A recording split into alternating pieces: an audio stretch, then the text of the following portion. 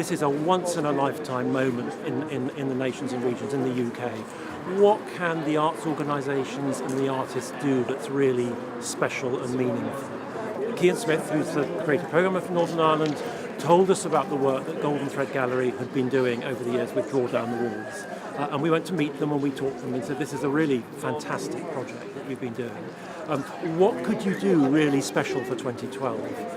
And between Cian and Golden Thread Gallery, they came up with the idea, well, let's work with a really exciting international artist who engages with the kind of issues that we're engaging with.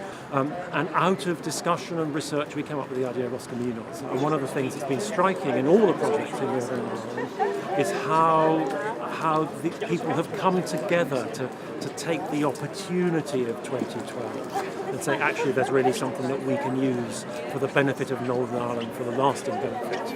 And that's been very inspiring to see. Draw Down the Walls is a project we've been working together for a number of years, engaging young people and adults from communities in Ardoyne and Shankill. We've grown further. We engage with communities in the New Lodge and Upper Ardoyne, Glenbryn now. This project has grown out of the work that we've been doing over those years. It was an opportunity to work with the Cultural Olympiad, to have an event of international significance and to work with an artist of international significance.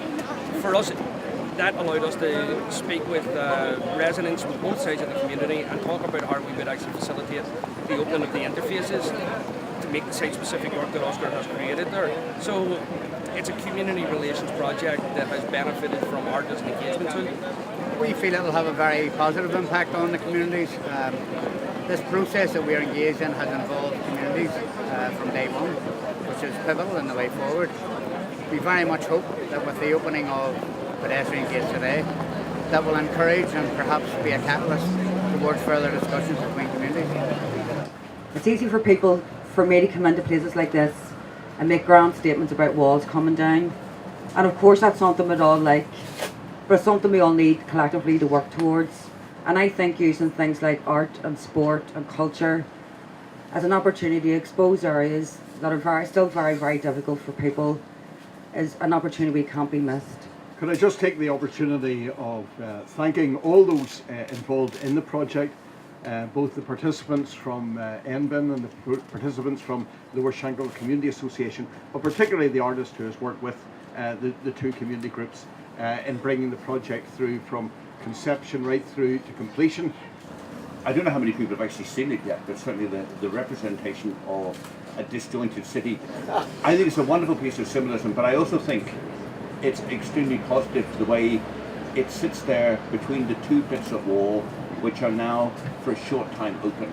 In general, what the piece wants to transmit is that difficulty of living in a community, and we are forced to live in community, but how, depending on the case, it can be very tough and very difficult in general.